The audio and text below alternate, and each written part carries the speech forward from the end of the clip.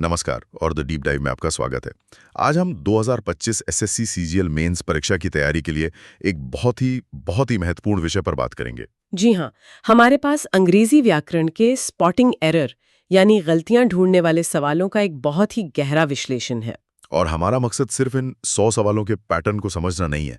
हम हर सवाल के पीछे के व्याकरण के मतलब उसके मूल सार को, उसके नियमों को एक-एक करके समझने की कोशिश करेंगे। बिल्कुल, ताकि अंग्रेजी सेक्शन में टॉप स्कोर हासिल करने के लिए जो जरूरी सटीकता होती है वो बनाई जा सके। और इस विश्लेषण में एक चीज तो साफ है, सवाल अक्सर बहुत लंबे और जटिल होते हैं, लेकिन उनमें छिपी गलती बहुत ही बुनियादी होती है। सही कहा। तो चलिए इस विश्लेषण को खोलकर देखते हैं और समझते हैं कि ये गलतियां कहाँ और कैसे छिपी होती हैं। तो पहला सवाल ही बड़ा दिलचस्प है। वाक्य है, had the memorandum been clearer. अब ये सवाल तो नहीं है, पर हैड से शुरू हो रहा है। ये एक शर्त वाला वाक्य है। यहाँ क्या हो रहा है? बिल्कुल, ये कंडीशनल वाक्यों का इन्वर्जन है। मतलब if plus subject plus had plus V3 को had plus subject plus V3 भी लिखा जा सकता है। ये बस एक स्टाइल है, एक फॉर्मल तरीका है। अच्छा, लेकिन इस वाक्य में असली गलती पैरेलिज्म की थी।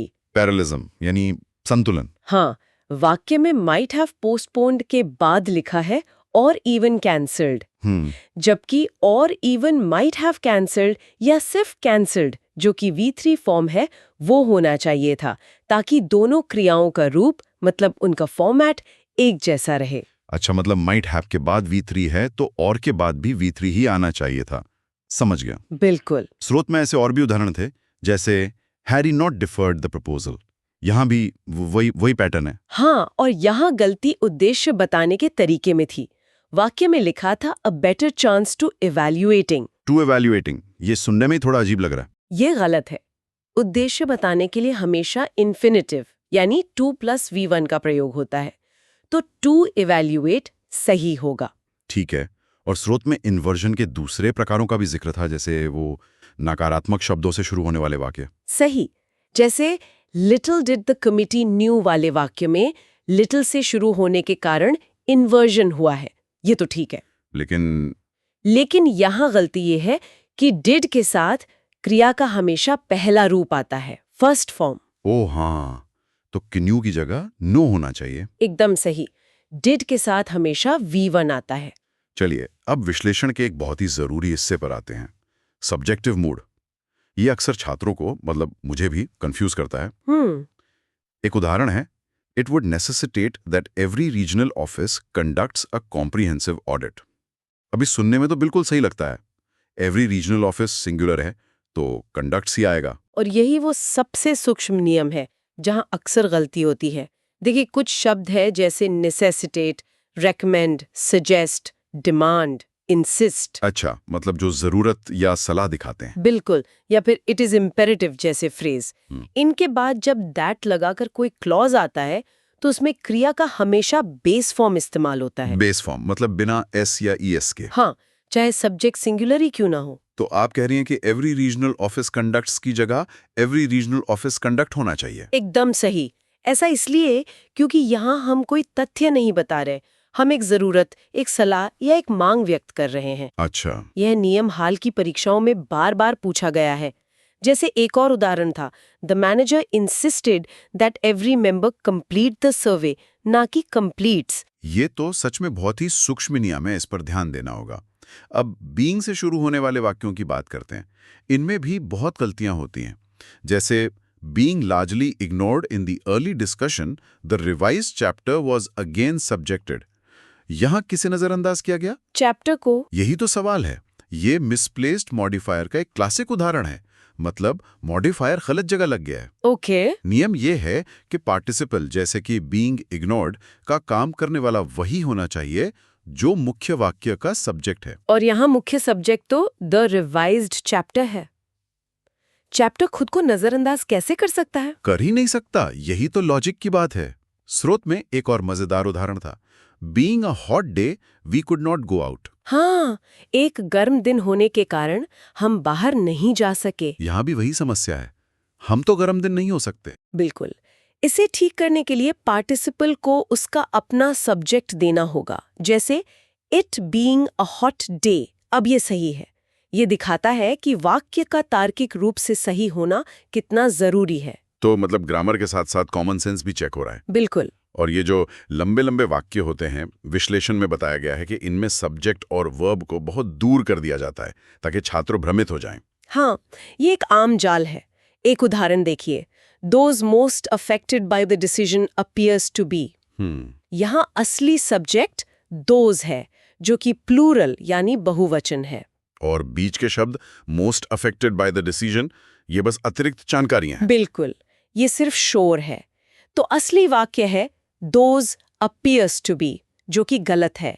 क्रिया appears नहीं बल्कि appear होनी चाहिए। अच्छा, तो असली सब्जेक्ट को ढूंढना ही सबसे बड़ा काम है। हाँ, ऐसे कई उदाहरण थे, जैसे द परसेप्शन हैव लेड।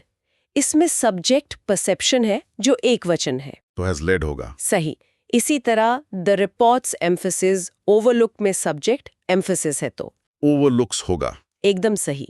इसका सरल तरीका है कि वाक्य में प्रेपोजिशनल फ्रेज मतलब ऑफ, इन, विद, बाय से शुरू होने वाले हिस्सों को नजरअंदाज करके असली सब्जेक्ट और उसकी क्रिया को ढूंढे। ये बहुत काम की ट्रिक है। अब बात करते हैं पैरेलिज्म की, यानी व्याकरण के संतुलन की। नॉट ओनली बट ऑल्सो जैसे जोड़ों के साथ संतुलन बनाना बहुत जरूरी है। एक उदाहरण था, not only intended to streamline but also addressing. यहाँ संतुलन बिगड़ा हुआ लग रहा है ना? बिल्कुल, इसे ही पैरेलिज्म कहते हैं। नॉट ओनली के बाद जैसा ग्रामेटिकल स्ट्रक्चर है वैसा ही बट ऑल्सो के बाद होना चाहिए, मतलब एक जैसी बनावट। हाँ, यहाँ टू स्ट्रीमलाइन जो कि एक इन्फिनिटिव है, तो आगे भी टू एड्रेस ही होना चाहिए था, न कि एड्रेसिंग जो कि एक जेरेंड है। ठीक है।